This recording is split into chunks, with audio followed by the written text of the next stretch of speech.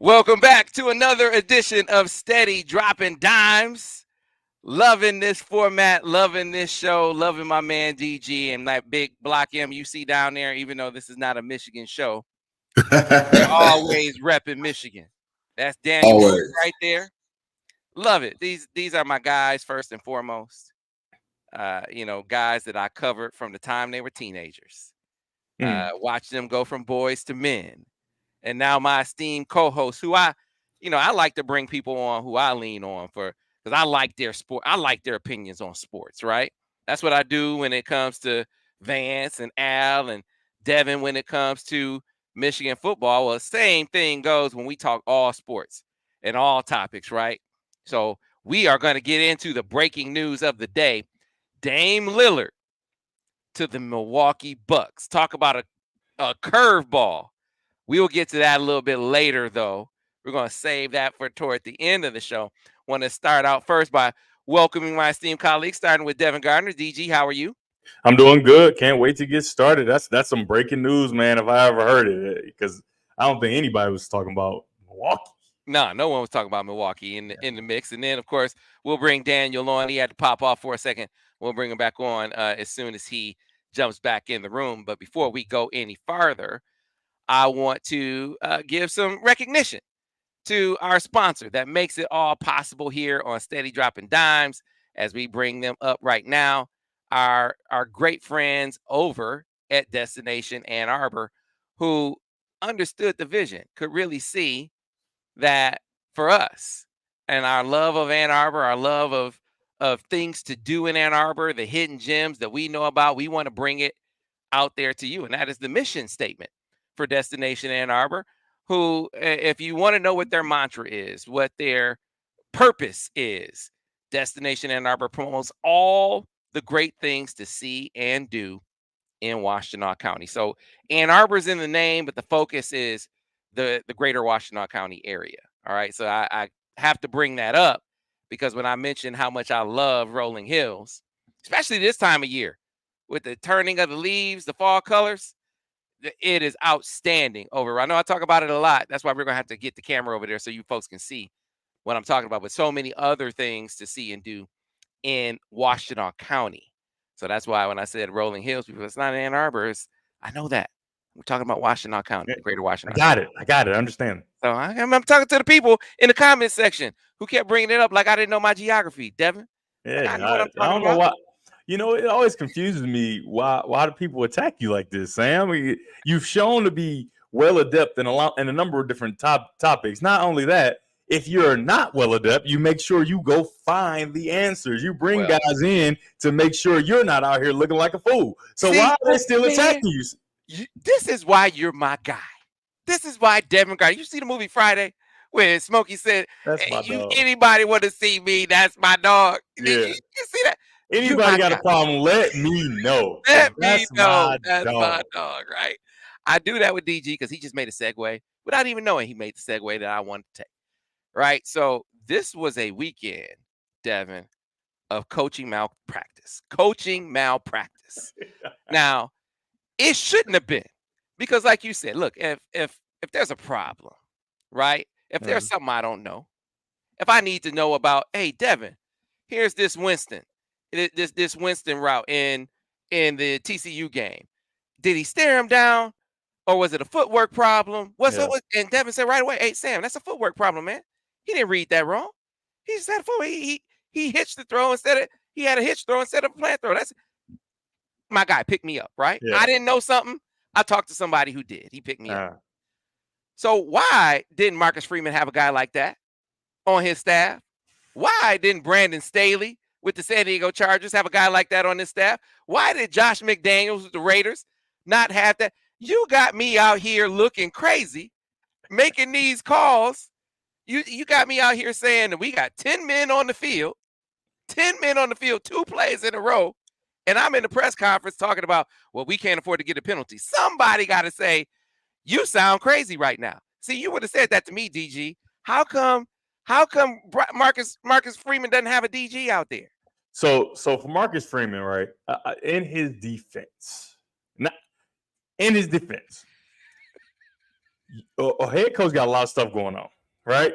On the field. Now, Yes. you expect like, oh, he know how many players on the field. But guess what? There's somebody that's supposed to be doing that. And I'm just going to tell you right now, that person got an earful on Monday to Sunday on the plane, wherever it is. And what I think happened there is the person that's doing the personnel should have known, because the head coach shouldn't be doing no personnel.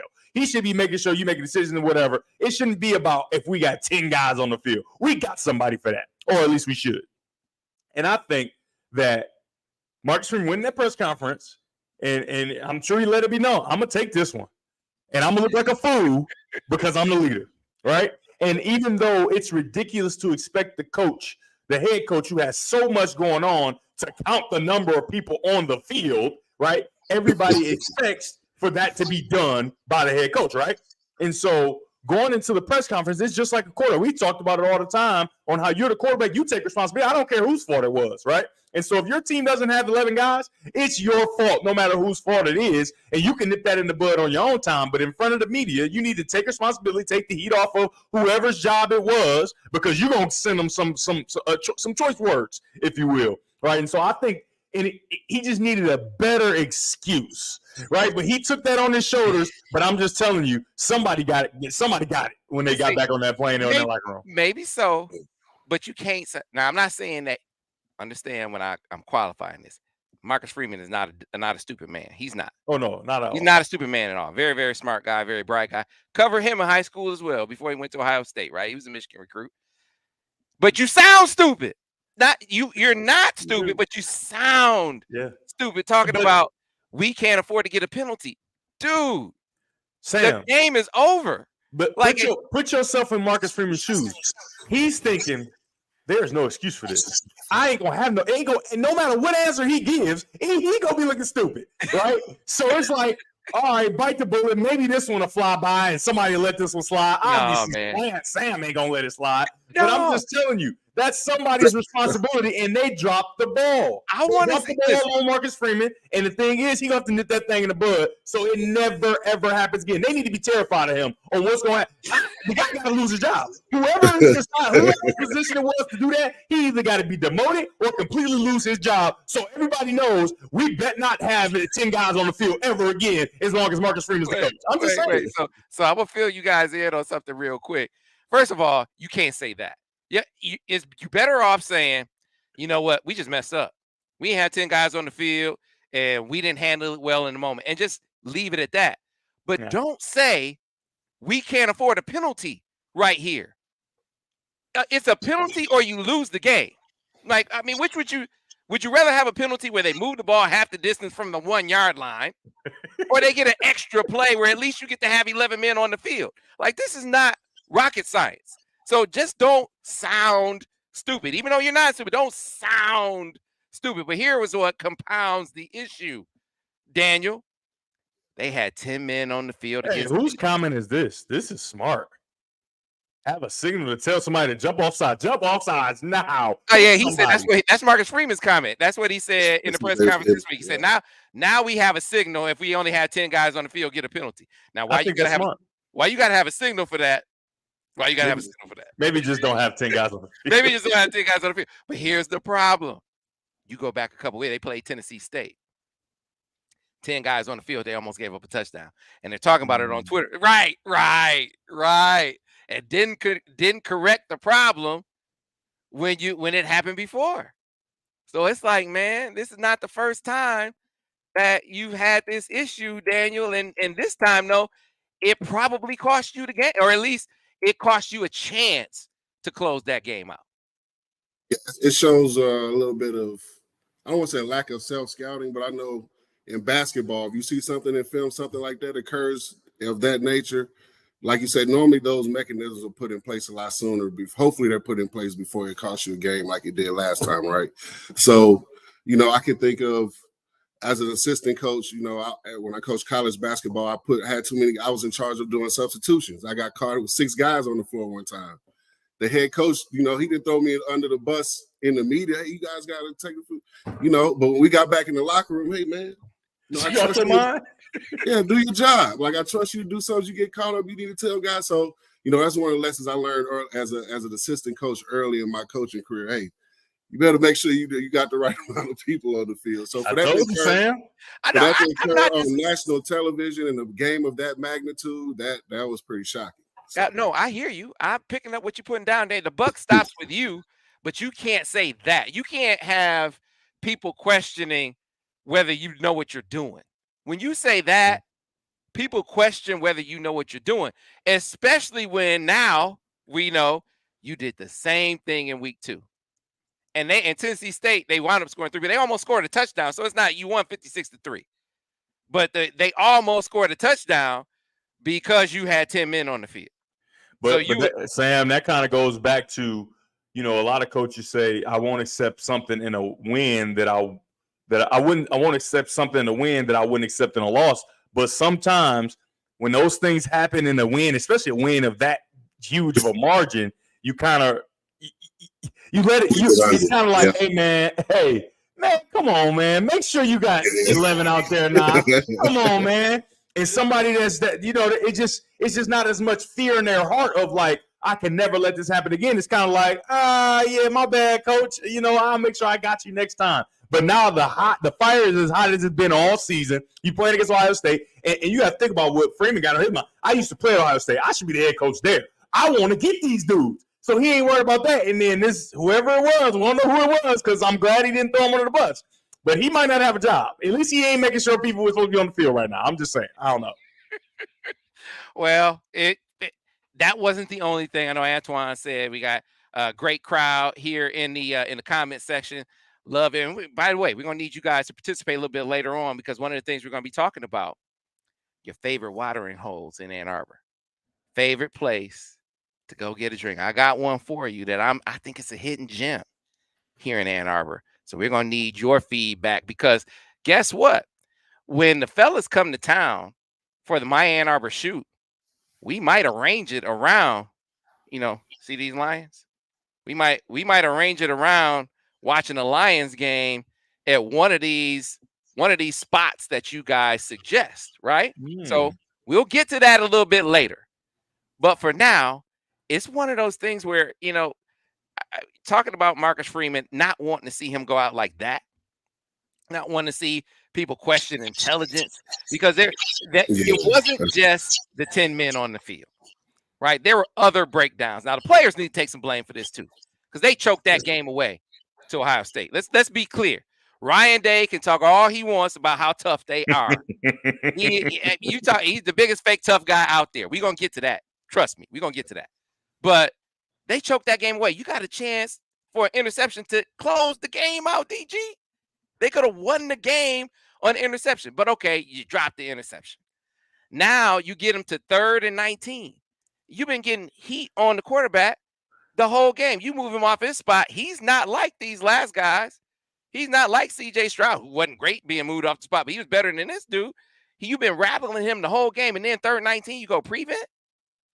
That's another bad call. And then to compound matters, now you got 10 men on the field. One time after a dead ball, this is just the comedy of errors, and it took all of them for Ohio State to barely win the game. You understand, with 10 men on the field, Ohio State barely scored, Devin? Yeah, it was inches. It was very, very close. They just got over that line, by a little bit. I mean, when you lay it out like that, Sam, that's a tough one for Freeman to. It's gonna have to have a lot of conversations. A lot of conversations of what are we doing? We are way too good a team. Because the thing is, like you said, with all of that goofy garbage going on, you still pretty much had the game, right? You make that pick, you can go back and figure out everything that you learned from the game. You can make all those adjustments. Like, man, this was goofy. Why did we have prevent when we was getting pressure on them already? Why were we playing not to lose, essentially? But you don't make the pick. Then you got you get to the now. Like you said, people question how intelligent you are and all these different things. and players got to make plays, though. You gotta take a gift and turn that game around so that all the faults. But maybe they need that loss. I'm not gonna lie. Maybe they needed that loss because, like you said, the 10 men on the field earlier in the season didn't learn from that, and maybe it just something you had to have to make them propel themselves forward. Because I'm just gonna tell you, I think that Notre Dame's a really good football team. Physical, got all the pieces, but the moment was too big. And the one thing I will say, even though Ohio State has lost to Michigan the last couple times, the one thing about Ohio State's program, they've been in big moments. They understand big moments. Now, maybe not the exact players that are on the team right now or the exact staff members that they had, but as a program, they've had a lot of big moments and a lot of big moment opportunities to be in, right? And so they kind of know how to react. Even if the guys haven't quite been in it themselves, they watch other people be in it, right? And they've heard the talks from their former teammates. And so I think that's where it was at that moment. It's like, Notre Dame just haven't been in those moments. Ohio State has, and they finished. Yeah. So what about Ryan Day? Say it, huh? It sucks. What about Ryan Day, Daniel? I mean, so he just I'm watching the post game. He's going off, right? And I'm thinking, man, did Lou Holtz say his wife ugly or something? Man, I was wondering. What did he say to elicit that kind of response? Where this man is he's coming off like he's ready to fight. Yeah.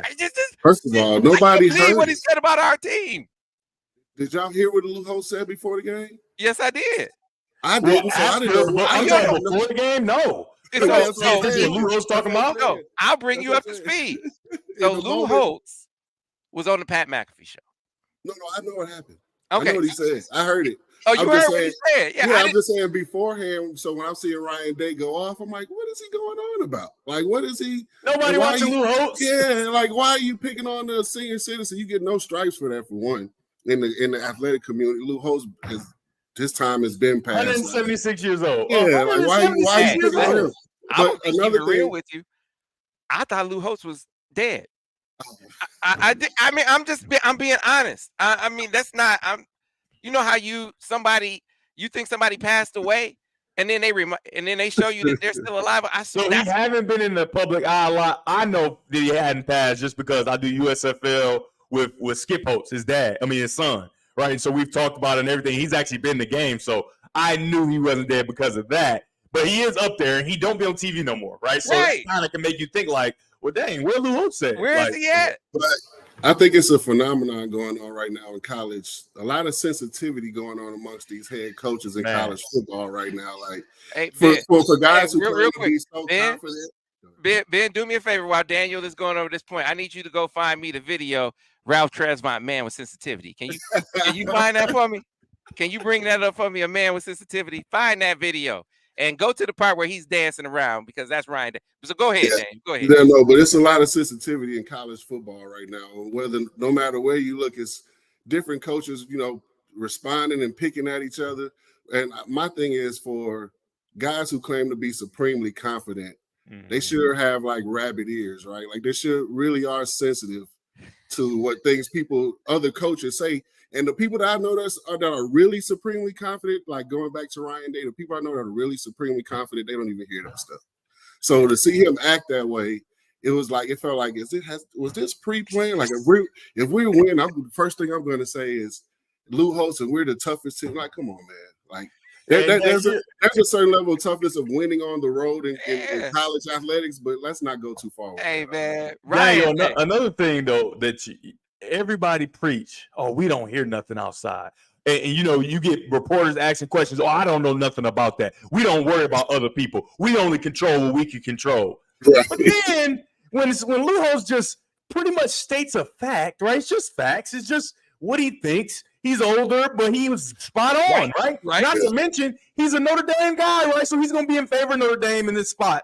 And for you to take it so personally, like I was just like so confused. Like what? Like you said, I had no idea that. I had to start Googling. What did he say?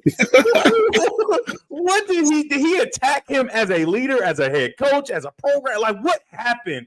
And it's not like he was saying, they soft. He's just saying this, they just, the toughness of the game.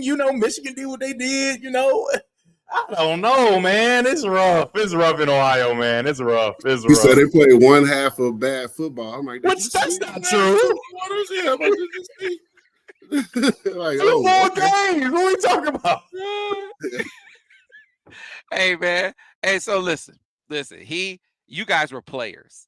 Be a player in that locker room. If you saw Ryan Day acting that way, would you have thought, oh yeah, man, that's right, coach. Coach, tough, man, coach going hard. Would you? I would have thought that I think his team had to be like, come on, man, that ain't you. That's not you. That's not you at all. Actually, for his team, so from people I've talked to at Ohio State, he is a fiery kind of dude, like where he takes stuff personal. As much as he make fun of Arbor, he's very similar as far as the sensitivity about stuff and being kind of I don't know what the word is, nitpicky or whatever you want.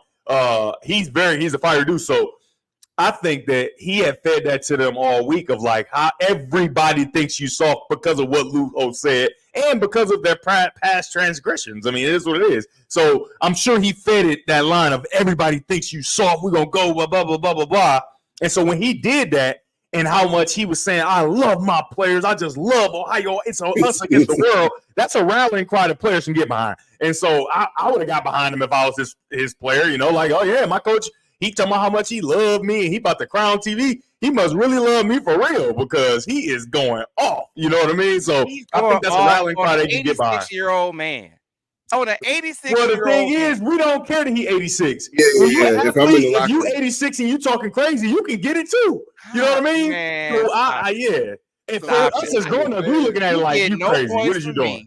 I don't think you tough when you mess with an 86-year-old man. Well, ain't like he rolled up on him, Sam. Ain't like he punched him in the face. Like he was gonna roll up on him. I can't believe what he said about my team. Where's Lou Holtz at now? Where's Lou Holtz at now? When you win, you get to say whatever you want. When you win, you get to say whatever you want. He did win. He did technically prove that they was tougher than Notre Dame because they ran the ball, even against 10 men. I don't know what to tell you. But all I know is trying to get points off of geriatrics, man. This the dude. He probably think he got game because he messed with Lady Eloise, right? He that dude, right? he that dude, right? Come on, man.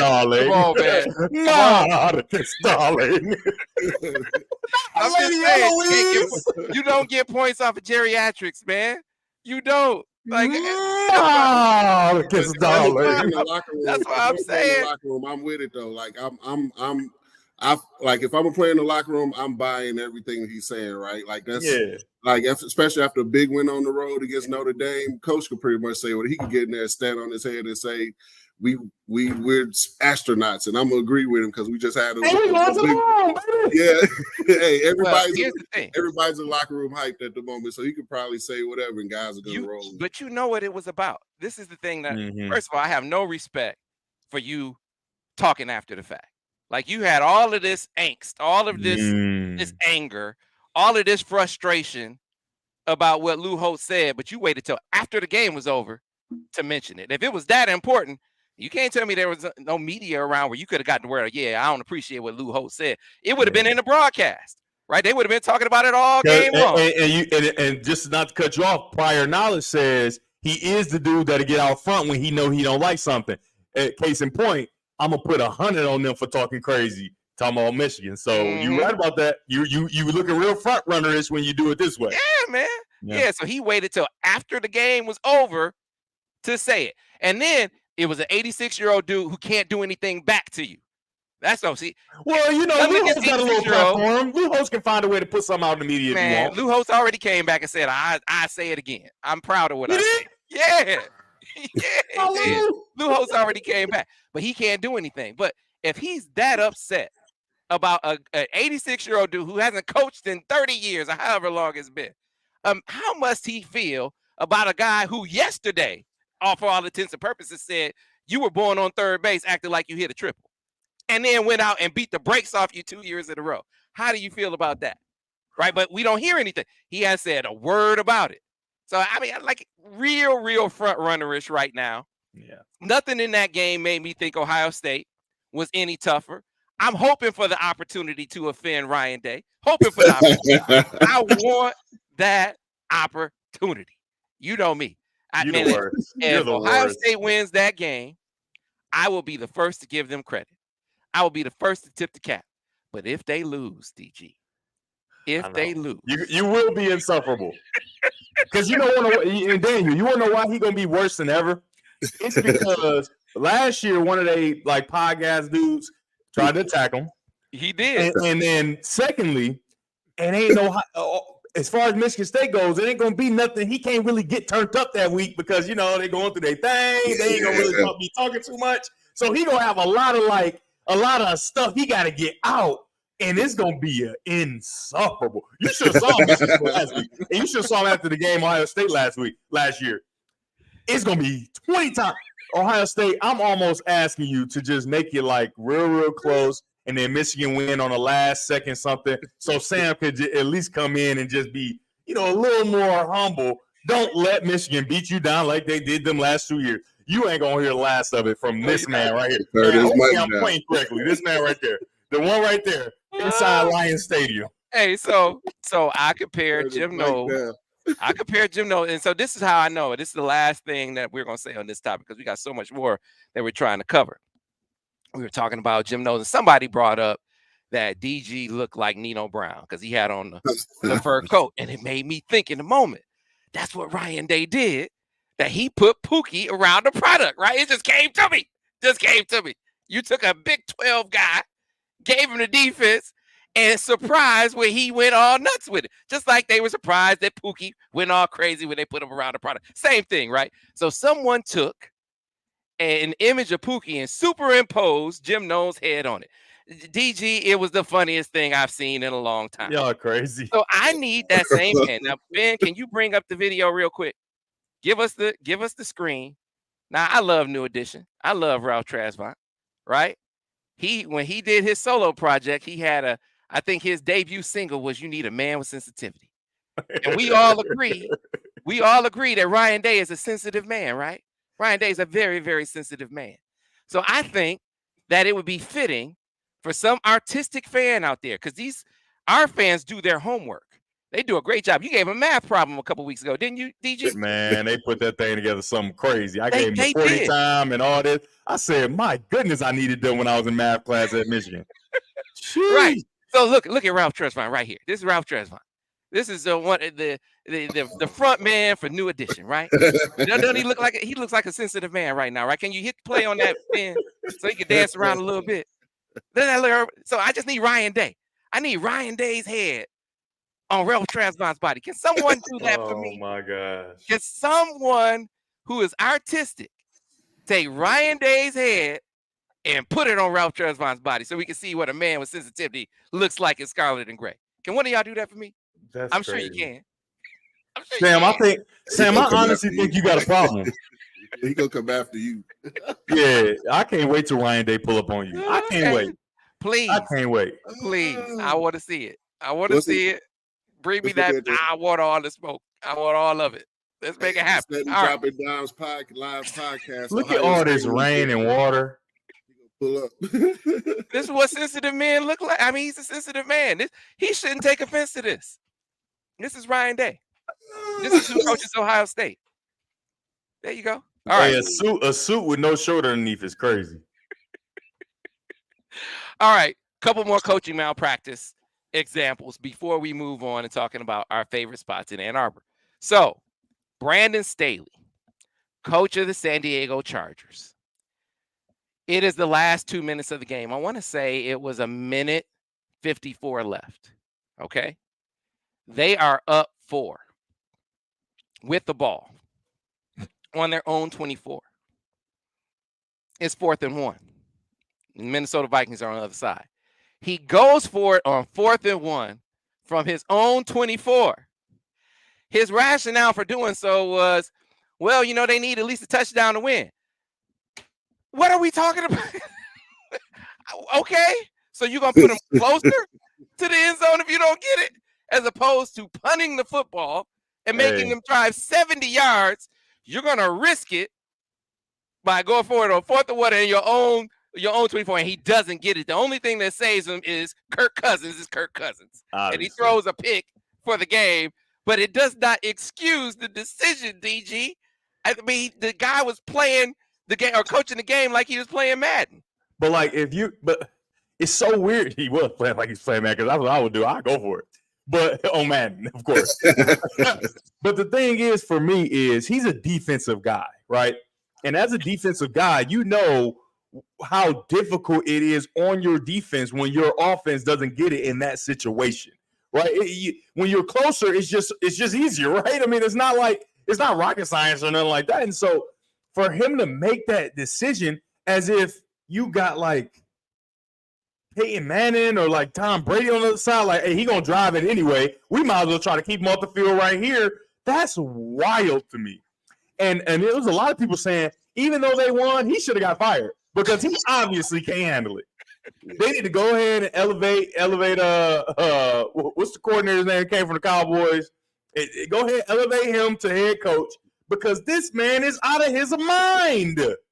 They should still have no wins on the season. But like you said, Kirk Cousins did what he does in those spots. But my goodness, man, I love, even in Madden, I'm going to think a couple times like, I don't know, man. I know it's just a video game, but I kind of don't want to lose. I want to see if you can drive and put some plays together. But that was malpractice is a great word. Don't you think they kind of maybe hired Kellen Moore with the idea being, you know what, if it doesn't work out with Brandon Staley, guess what? We got your replacement right Young here. Offensive mind is where the NFL is going as far as these head coaches are going. Because the thing is, these young guys that are offensive minds, they got a lot of pride about their offense, right? But they don't have any pride in defense, right? And so what I mean by that, there's no ego. So they're fine with hiring a guy and finding a guy that's a dude. Like, you take care of that. I don't want no parts of it. You do what you do on that side. You are the head coach of the defense as far as I'm concerned. You don't worry about me.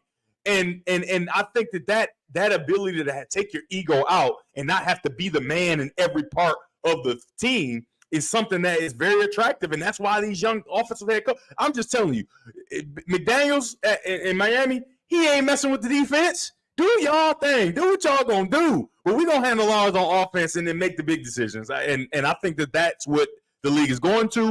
And if this guy makes another decision such as the one he's made this week, he will not be the head coach of the Chargers any longer. Did you see the quote that Ben just put up? He just put up a quote from Brandon Staley. This is the problem, Daniel. There's no one to pull him to the side. Just like I said with Marcus Freeman, there's no one to pull him to the side and be like, hey, look, you're messing up here, coach. We gotta take it on the chin and say we just messed up. When you win the game, and in hindsight, you should say, man, that was not a good call. Right. You should be like, man, that was a bad call on my part. We should not have done that. We shouldn't have done it. And we're lucky to get away with this one. But then when you go in because you got lucky and justify it, you're not self-aware, so you got to go. You got to go. So he come out of there. All right, so I'll throw this one at you, Daniel. I'm going to throw another example because, DG, let's get it right. Mike McDaniel said, don't put an S on the end of my name. No, McDaniel, not McDaniels, because McDaniels is over there in Vegas. See, that's the dude who has no business. Don't put that on the end of my name. No, man. Don't mix this up. Because that dude shouldn't be coaching. And the first thing he did was he drafted Tim Tebow and called him the quarterback of the future with the Denver Broncos. That should disqualify you from ever being a head coach in the National Football League again. That's number one. But now you got another job, right? You were able to parlay having Tom Brady as your quarterback and Bill Belichick as your head coach. You were able to parlay that into another opportunity.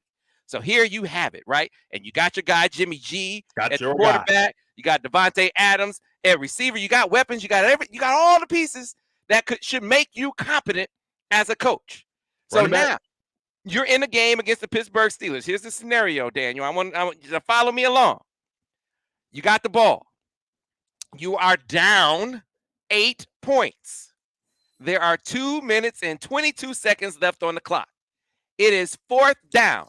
Now, again, you're on the 8-yard line, you're 8 yards from the end zone, and you're down 8.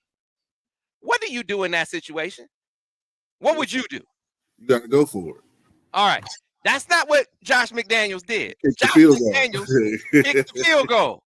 Down 8 with 2 minutes, 22 seconds left, and at the 8-yard line. And his rationale for making that decision was, well, we were going to need multiple possessions anyway. Fired. You score one touchdown to tie the game. Touchdown, 2-point conversion, you tie the game. You gotta get fired. You gotta get fired, man. I'm gonna cut his wingman, his DG or his Daniel or whoever is supposed to tell.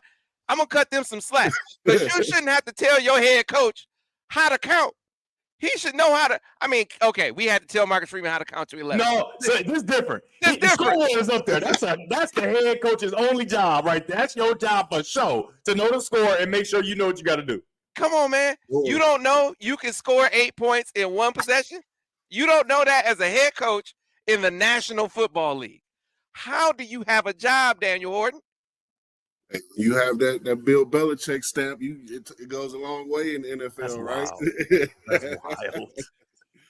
Because he's like you said, he's had a number of chances. He's always tried to prove that he's the smartest guy in the room. Or I'm going to draft Tim. I'm going to draft Tim Tebow when nobody else has this evaluation of Tim Tebow but you. You know, do you come out? Oh, I'm going to kick a field goal instead of going for it on fourth down and getting a touchdown and a 2-point conversion. I'm going to kick a field goal because I have this immaculate plan that's going to play out in 2 minutes and 20 seconds in NFL football game, where the other team, obviously, we played okay defense, but they're capable of getting the first down in the game, right? So it's like my dad is a Raiders fan, so I got a call after the game immediately. Like he's been saying Josh McDaniels should have never been the Raiders coach from the beginning, and he's starting to look right because that was a bit ridiculous. Ridiculous. How do you keep a job after that? Coaching malpractice. You don't know how many possessions it takes to get 8 points as a coach in the National Football League. I just want to know what the plan in his head was. Whatever he thought was going to happen, hey, we're going to kick this field goal, and then we're going to kick it to him, not onside kick it. I know he had a couple of timeouts left. We're going to kick it to him. I'm like, okay, like that's what did you think? We get a stop, they kick it back to us. Now we have to very little time to drive down and get it. We still have to score a touchdown. Right. Even after the field goal, we still have to get in the end zone. Right. So it's like, what do you think was going to happen? Oh my good, man. I mean, so I'm sitting here trying to think of like what scenario. Like I'm trying to help him. I'm trying to get an excuse for him. Don't do that. And there's nothing that, like, I can't think of nothing, because even if you don't get it, right? Even if you don't convert and make it, you still got a better chance. Right? I think you still got a better chance if you get the 3 and out you thought you was going to get when you kick the field. You still got a better chance. Yes. 3 is never the option. That's wild. That's malpractice. You don't get it. You got them pinned inside the 10-yard line, right? That's what I'm using. You know what I mean? Hey, but the media asking them about it, you know, and one of them was like, man, who gonna tell him? Who gonna tell him you could like you only need one possession? So did anybody say that? Like, hey, did you ever think that you could get 8 at once in football? I don't know. That's and wild. you have Devontae Adams, right? Like you're just offensive. Hey, so we was questioning Freeman's intelligence. He a repeat offender, McDaniels. He a repeat offender. I don't think he that smart. He can't be. That's wild. You know what I'm saying? They got you. Sometimes you so smart, you dumb. So smart that you stupid. You so smart, you dumb. Why are you so smart? You outsmarting everybody, including yourself. Absolutely. All right. So last one for you guys. And they lost by 5, right? Lost by 5. Of course. Last one for you. So you guys were star players on your respective teams, right? I mean, and you went through struggles at one time. Maybe you were on the receiving end of a blowout. You know, there's something to be said for continuing to play and to be with the team, but because maybe you just need reps. Maybe you need more reps in certain situations. But your coaches have respect for you. They might have wanted to preserve your health too. Both things in a blowout. Like, I don't want to get my guy hurt. I don't want to show him more respect than embarrassing him being on the court at the end of a blowout. Oh, here we go. I know where this is going. So I give you Sean Payton, Denver Broncos head coach. They are losing 70-20. All right, they are down 50 points with 6 minutes to go in the game, and you have Russell Wilson on the field. If there is not, I don't know of any bigger sign that this is not his guy than that. I don't know how you could justify, if you think there's a chance of him being your guy, how you could justify having him on the field in that situation. That's to me a coach that, hey man, sucks to be you. That's how I took it watching that unfold. It certainly wasn't how you would think a Super Bowl winning quarterback, maybe a Hall of Fame, probably a Hall of Famer, is going to get treated, especially when there's supposed to be some juice left in the tank. Seems to me that Sean Payton is saying it's on empty. that was one of the more disrespectful things I've ever seen. Ever. Especially to a guy. Now I can see maybe you got a young, even for young guys, they take their young guys out. Like, yeah, it's over. You know what I mean? Way before they down 50, right, with 6 minutes to go. But to have a veteran quarterback that's had some injury, right? You've had some injury. You still trying to get back to form. To leave him out there with that, with down 50, like, first of all, he could get hurt, right? Because you got a lot of guys on the other side that's just trying to make plays, right? They in there running around crazy, trying to do stuff, right? It's like hooping with some dudes that can't hoop. You're gonna get hurt. You better not. Don't do it. You can't hoop with scrubs because you're gonna get hurt. Okay, you're gonna get hurt. All right, so you out there with not saying they scrubs, but guys that are just trying to make a stamp on the game at the end, like I want to join the party too. Shoot, we up 50, let's get it popping, right? You got an offensive line that's tired. They like, man, I'm not trying to deal with these young dudes trying to come after us or whatever. You down 50. I'm gonna keep saying down 50 because that's wild. Down 50, right? And obviously there's no precedent because people don't just get down 50 in the NFL, but you got all those things, not to mention you've won a Super Bowl, you're respected in the community. We don't know how respect you are on the team, right? It seems like you've gained some of the respect back or whatever, right? But you would expect that your head coach would have some respect for you. Mm-hmm. Like some respect for what you've done, right? Because, that's how the NFL works, right? It's kind of the good old boys club. You do work, you do good stuff. We respect you as such, right? Some respect to say, hey, man, you won a Super Bowl. You've done a lot in this league. You are a possible Hall of Famer, right? You could be a Hall of Famer. Ain't no way I'm going to do you like that. Just because I respect you as a man, just as a guy that's a pillar in this game, I am not going to leave you out there. Wrong. I am going to leave you out there because I don't care nothing about none of that. I mean, how would you say? Wouldn't that be the message that you took, Daniel? No. I mean, if your coach did that to you, leaving you're getting beat by what's the basketball? I mean, I guess the basketball equivalent is you're getting beat by 50 points, and your coach has you out there playing against the third string. Come on, man. At that point, you have to, as a player, you got to continue to play hard because, like Devin said, you could get hurt. You know what I mean? So you have to continue to play hard and stay focused. But in the back of your mind, you're looking over there like, hey, coach. You have to see me. Hey, coach, this is the universal signal in basketball to come out to grab your jersey. Hey, coach. But if you don't, it's one of those things like you, like I just think about it like this. He would have never left Drew Brees out there. Right. You know what I mean? He would have never done that to Drew Brees. So to see him do that to Russell Wilson is definitely a lack of respect and a lack of appreciation, respect for Russell Wilson's position and station within the NFL. Like as Devin stated, that man is probably a future Hall of Famer. So and then again, he's your starting quarterback making a gazillion bucks. Why do you want him out there? Exactly. It makes no sense. So now Sean Payton is looking a little past the plot right now. So but Daniel, are we surprised though? Because Sean Payton been making it clear, I do not rock with Russell Wilson. I don't like that he had an office. I don't like that he always kissing baby. I don't like that he's so quarterback-y. I want a dude that's just a dude. But it really makes me think, why do you have such a problem with him being such a good dude?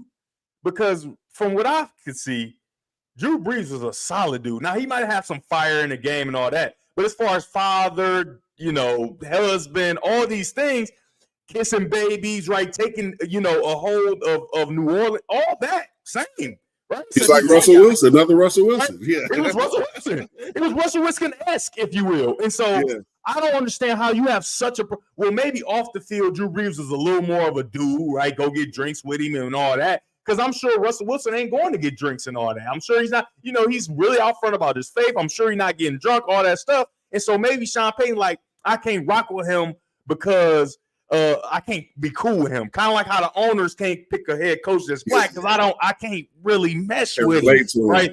And so I think that's a lot of what's in play here as well. And I don't think it's fair at all. And it seems fairly arrogant because you got your position, right? They paid me all this money to come back and coach. I'm not going nowhere. So I can say what I want.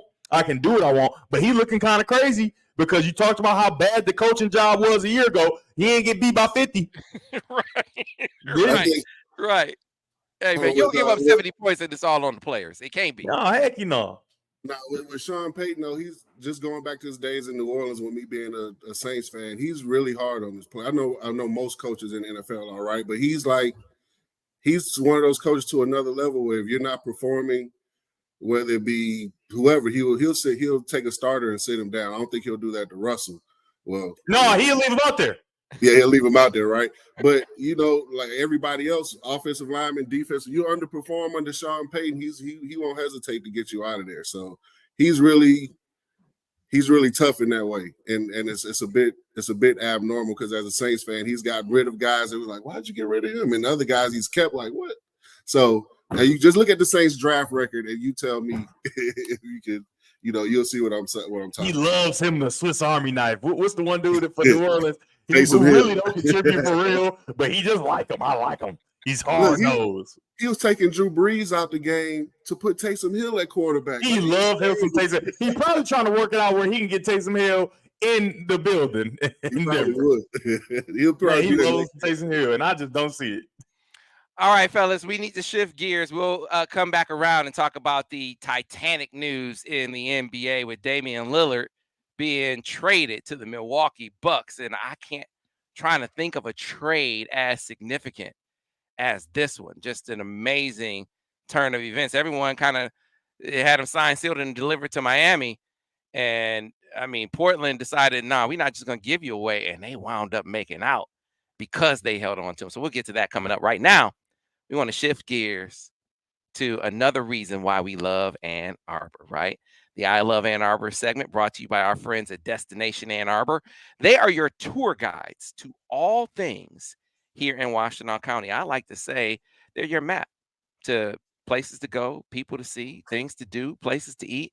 Everything that you want to see and do, you need to see and do in Washtenaw County, you can find a gateway, a pathway, a link to with our friends at Destination Ann Arbor. We have the barcode up on the screen. You can scan that link. It'll take you over to their website, and you will see the array of things that you can do in Ann Arbor. But we want to bring you into the equation, right? So one of the things that we're interested in knowing from you, the listener, and you can also drop this in the comments even after the show. We want the people who are in the stream to respond, and we want the people in the comments to respond. If you're watching this after the live, we want to know your favorite place to grab a drink in Ann Arbor.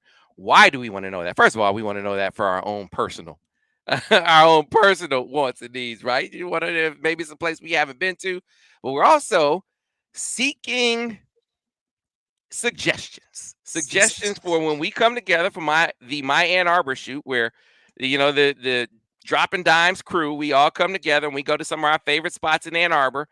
Maybe we stop off on a Sunday, hanging out with some fans, watching the Honolulu Blue and Silver, because they're pretty exciting to watch these days. Took my son to the game last Sunday. It was outstanding as that defense showed up and showed out, as Aiden Hutchinson did his thing. Would be great to share that with you, the people, you fans of Steady Droppin' Dimes. So if you have a favorite watering hole in Ann Arbor, a favorite place to pick a drink or take a drink, drop it in the comment section.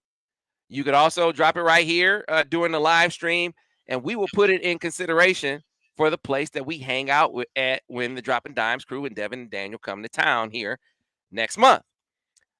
But the first thing I want to do in this particular episode is see, I thought I had a bottle of vodka from one of my favorite distilleries. You know I had a favorite distillery, did you? Have a favorite distillery right here in Ann Arbor Distilling. They make a great wheat vodka. And if you're a vodka cranberry fan like me, it doesn't get better than this vodka. And so one of the great things about it is everything is locally sourced. You know how you get something local and you can tell that it's local?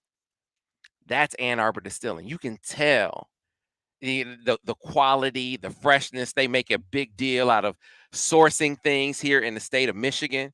And they have a tasting room as well where you can go and sample the spirits for yourself if you're coming to town, because we always try to point out things for you to do when you come to town. You come to town on a Friday, right?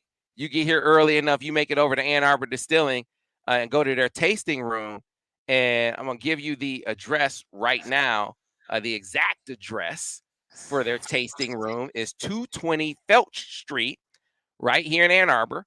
All right, their hours on Monday they're closed, but Tuesday through Friday, or Tuesday, Wednesday, Thursday, 4 to 10 p.m., Friday and Saturday, 2 to 10 p.m., and Sunday, 2 to 8 p.m. So you can, if you come to town on a Friday, you can slide over there, go have a great drink. They have a great variety of drinks. The vodka is my favorite. I actually have a bottle. It's for display purposes in my office. Not like I'm sitting at the office drinking vodka all day. Hurt up.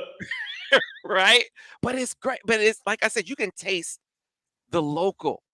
You can taste the local. And I don't know that a lot of people really know that it's a place where you could actually go and have a drink, right? That you can go to their tasting room and kind of sample everything they have, the Arbor vodkas, the bourbon, the Fox River bourbon that they have over there.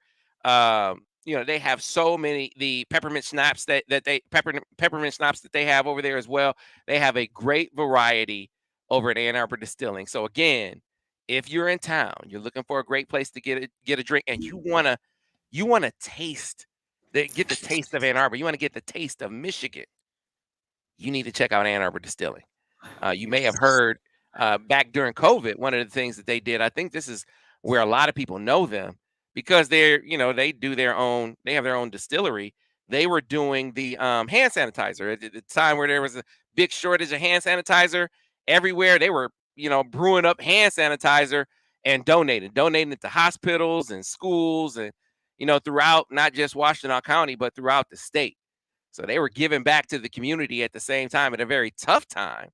But, now things aren't as tough. Now we want to get out and have a drink with one another. Well, Ann Arbor Distilling is one of the best places in Ann Arbor to do so. Now, if you guys have special spots here in this city of Ann Arbor, anywhere in Washtenaw County, that you think we should go have a drink. I've seen one that said Monty's Public House. I've checked out Monty's. That's the old Banfield's West Side. No, that's the old Banfield's East Side. That's the old Banfield's East Side. That's where Monty's Public House. They have some good craft brews in there, so that's a pretty good one. The Session Room, just saw them as a suggestion, so that might be one. I know they have a bunch of great craft brews and some hard craft ciders over there as well. So, those are a couple good suggestions. Arbor Brewing is another one that just came through. So, we got a few suggestions in the mix right now. If we get to town on a Sunday in late October, I wish we could, make it be around the Saints game. That would be special. I don't know if we'll be able to do it around the Saints game, no. But we're gonna make this happen. So keep your suggestions coming. You have that favorite watering hole. We'll check them out. We'll pick the one with the TVs as well as the great drinks. And I think we're gonna get together and get with some of you guys, the fans out there, have a good drink, watch the Lions play, hopefully get ready to punch a playoff ticket, and then we move on from there. Again, for more information on all of the great places, not just the ones that we mentioned here during this segment, but all the great places in Ann Arbor to get a drink, you can check out our friends at Destination Ann Arbor. Ben, if you could put the barcode back up on the screen one more time. The Steady Dropping Dimes brought to you by our friends at Destination Ann Arbor, promoting all the great things to see and do in Washtenaw County. Yes, Ann Arbor is in the name, but they serve all of Washtenaw County. So, all right, there's your barcode. Be sure to check them out. They help make Steady Dropping Dimes keep dropping, right? Without them, we don't drop. Dimes don't drop without Destination Ann Arbor. All right. There will be no dimes without Destination Ann Arbor. Hit the QR code. So, listen, folks.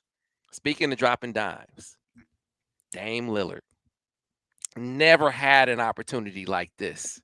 I mean, the dimes, they have never been so as easy as they're going to be, Daniel Horton. They have never been this easy for Dame Lillard, as he is about to team up with Giannis Antetokounmpo. You know how long it took me to say that? How long it took me to learn to say Antetokounmpo? It took me like 7 years, and I know Perry Poikos. I know him, right? That's my man. It still took me a long time to say Antetokounmpo, but now I can say it. Giannis Antetokounmpo is teamed up with Dame Lillard. I'm trying to think of an NBA trade as big as this one, Daniel, and I'm struggling, man. I'm struggling to come up with one. Yeah, maybe the KD trade from a couple years ago, maybe, but this is a really big deal. Like, I think, like you said, this is the best opportunity Dame has ever had. He's ever going to get, right? So he has to. I'm anxious to see how they approach this year. Obviously, it's championship or bust, right? But how do they manage the expectations? You know, how do they manage playing with each other and Chris Middleton and Brooke Lopez? So it's going to be very interesting. I can't wait to see a Giannis and Dame 2-man game in crunch time. I can't wait to see how teams are going to guard that. That's going to be very. Guess what we won't be doing, Daniel? We will not be managing expectations. That's not happening. Expectations are not getting managed. And the KD trade. Here's a big difference. So you're getting KD to the Brooklyn Nets with Kyrie Irving. I told you that wasn't. I mean, not you specifically, but I knew that wasn't going to work out. Kyrie Irving is one of the most supremely talented players I've ever seen. Got into a debate with a couple people, one of them in the stream right here. He's like, man, who's a better player, Steph or Kyrie Irving? I said, well, who's a better team player or who's a better one-on-one player? These are two different things to me. You the point guard, Dan, you tell me how you're getting down with this. I think one-on-one, I'm taking Kyrie. But as a team guy, a guy on the team that's going to win championships, you know, the greatest shooter of all time and is an outstanding point guard, I am taking Steph without hesitation every day of the week. Kyrie Irving is never going to win a championship. I could have told. It's like, and especially with a dude like KD, who is not going to hold him accountable the way LeBron did. So I could have told you that wasn't going to work out. But this, Daniel, I mean, two dudes who are about winning, ego. Yeah. You know, I mean, just let's do it together, sacrifice for the team. I mean, you know how hard it was for Dame to leave Portland? He stayed as long as he did. Like, that's going to work, Daniel. That's going to work. Yeah, for sure. If he buys in defensively, which I think he will, they're good. The sky's the limit for them. You know, that making that trade set them up for the next 2 or 3 years of being really contend. Not just, hey, we have the best record in the league, best statistical defensive team, offensive team, whatever, and then we get beat in the first round. No, this sets them up for, hey, the next 2 or 3 years we should be right there in the conference finals and championship competing. Yeah, hey guys, I want to read a quote though. You know, there's a quote from yesterday. I'm a Buck for life, and I mean that. Like, deep in my heart, I don't want to play for any other team. You want to know who said that, Sam? Who said that? That's Drew Holiday. So I just want fans, you know, this is a great trade. I love the trade. I love it for basketball, all this. I want fans, when guys want to go somewhere and want to be out and don't think it's working out, I think they should shut up. Fans should just shut up, because this man a day ago made it clear, and not like he a bum, right? He's a big part of the reason why they won a championship. He's a big part. He is interest in the fabric of that organization. And he just voiced, I want to retire a Buck. I don't want to play nowhere else. And then in SpongeBob narrator voice, 24 hours later. Now the man that got shipped off to, what was it? He with the Suns now, right? And so I just want fans to understand, when a guy, like, even though James Harden, even though he don't go about it the right way, when a guy want to get out, you should respect his wishes and you should let him get out.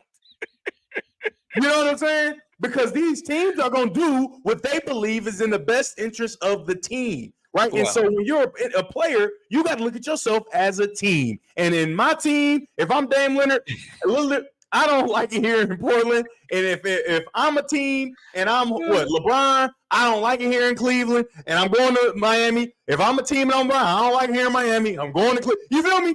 Leave people alone. Let people do what they're going to do, because this man wants to be a Buck for life, and one day later, you get rid of him. Listen, man, that was before they knew they could get. They probably thought he was smoking for life too. And then they say, "Oh, we can get Dame Lillard." Sorry, pal. This is business. This is Sorry, business. Drew. Right, but happy holidays. Listen, the Bucks. It's not just about the opportunity to get Dame Lillard.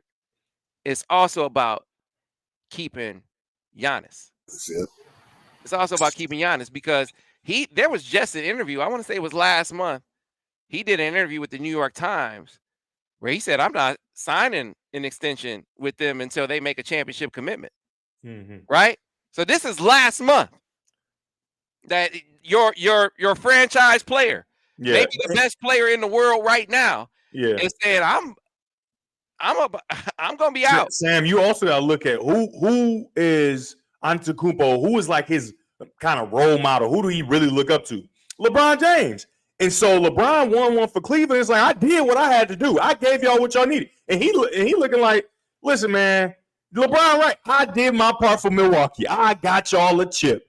Now, me staying is going to depend upon how committed y'all are to me being able to further and get more chips for me. This for me now. That one's for y'all. I want more for me to prove how dominant I am and continue to further my story and my legacy. And if y'all can't do that, deuces. I got to go. And they gotta respect it. But they did make a splash. But on the other side, come on, you just got rid of Drew Holiday. Just kick them on to the curb. And that's the weird part of professional sports, right? A guy can get in the meeting no matter how good he is and say, "I'm gonna leave if we don't win championships." Like, you're not out there playing as well. And I'm a Giannis fan, right? And I think Giannis is the best. I think Giannis is the best player in the league. But for guys to make those sort of statements when the team is obviously, they brought in Drew Holiday, they've taken steps to put you guys in the champion. You won one championship. Y'all not having the pieces is not the reason why you didn't win a championship this year. You didn't play well. Got to be healthy. Well, he got hurt. Got to stay healthy. For whatever reason, even like, and this is not the only thing. So many days. I don't care why y'all ain't win. Y'all didn't win. Because they've lost other years where he was healthy, right? So it's not like, and they only have one championship since he's been there. So it's not like they haven't attempted to put championship pieces around him. You have to be made to stay healthy, like you said, and you have to perform. And you're out there as well. It baffles me in professional sports when guys leave and go somewhere else. Like you're still gonna have to play and perform and be who you're supposed to be, regardless of whether it's in Milwaukee. KD is finding that out the hard way. Exactly. KD's finding out. So you're gonna have to, and that's one thing LeBron has proven. LeBron everywhere that he's been. I'm the show. Wherever I go, we're gonna win. That's where the show is. Y'all act like I'm running. No, I'm just going because I just feel like going somewhere. You're still gonna have to play and be who you're supposed to be, regardless, guys. Yeah. Whether it's Milwaukee or somewhere else, man. Hey, I don't like hearing that. I hear you, man. I hear you, but it's Dame Lillard. Like, I get it, and maybe you have still a good chance to win again with everyone healthy. Because you remember he got hurt in the series against he fell on his back, and he I mean, I'm just not making any excuses. No, I'm looking at AK. He said, "Damn, got his freedom like red and Shawshank." He climbed through that manure. Right. And you got a chance. You got a chance to go from Drew Holiday, who is a good player, to Dame Lillard, who's not just a Hall of Fame player, but a Hall of Fame dude too. Like, I can't think of a surer winning scenario than adding Dame. Dame Lillard is going to make whatever team he goes to better, guaranteed. And there's few players you can say that about. Like, I knew when Kyrie and KD, I knew that wasn't going to work. Knew it wasn't going to work at the championship level. But this gets you right back. You know what's weird to me? Because none of these teams really that were involved in the trade, except for Portland, because it was clear, you had to get rid of Dame because Dame just didn't want to be there, right? And that's fine, right? You outgrew each other. But for the Suns, it's like, why did you even help get this done and help Milwaukee become this power that they are? You are wilding. You might have to see them if you get past where you need to get past. You'll have to see this juggernaut now, and you helped create it. That is crazy. No, I wouldn't have done it. Y'all gonna have to find out a different way without me. Nope. It's interesting. So for two things I want you to touch on, Daniel, before we get out of here. Portland stood pat. They said, we are not gonna give him away. Yeah.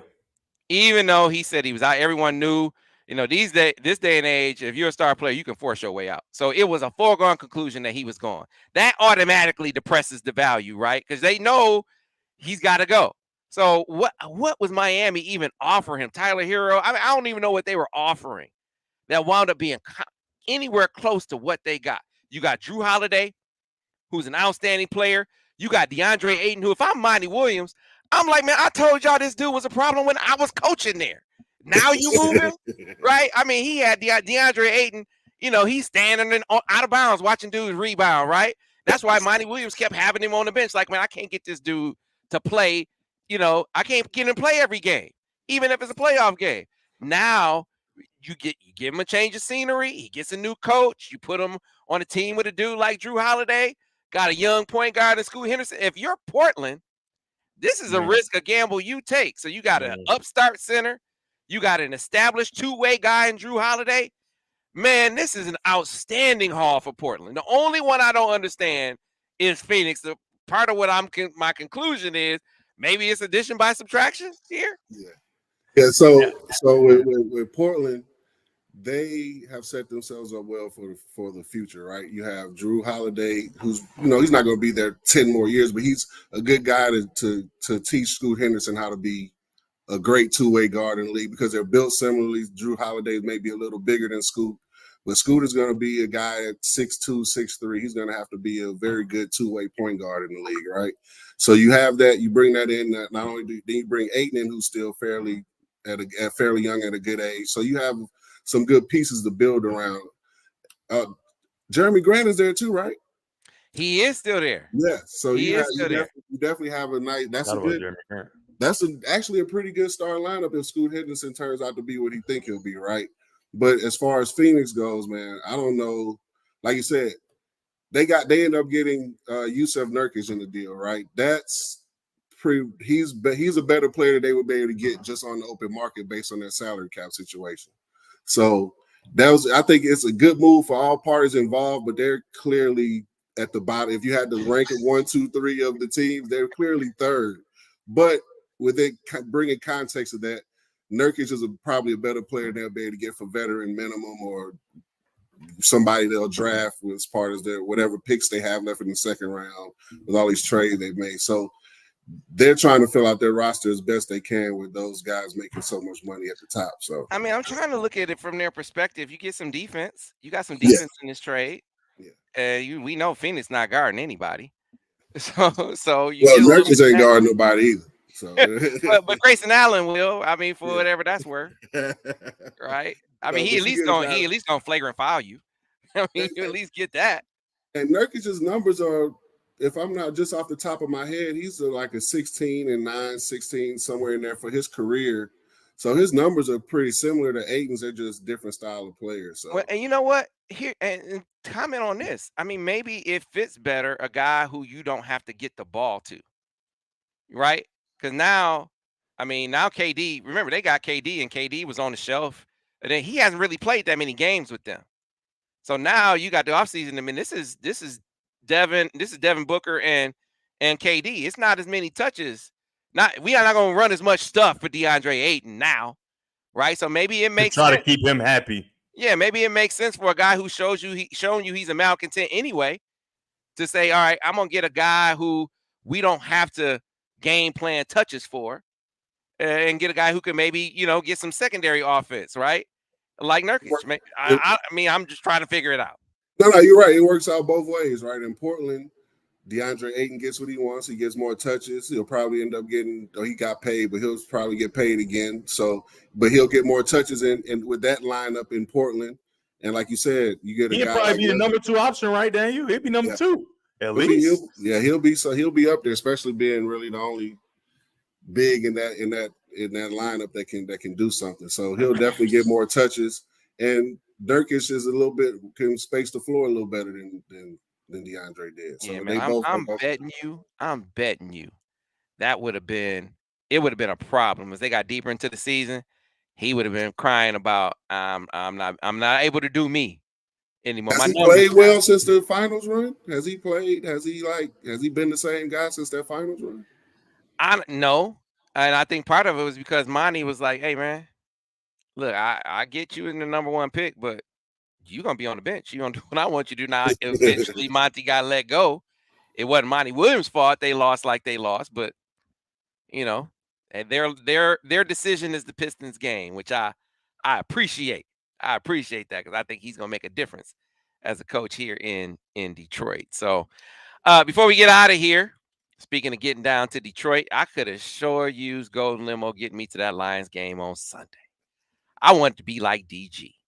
DG when he went to the Michigan game, right? I wanted Golden to drop me off and pick me up.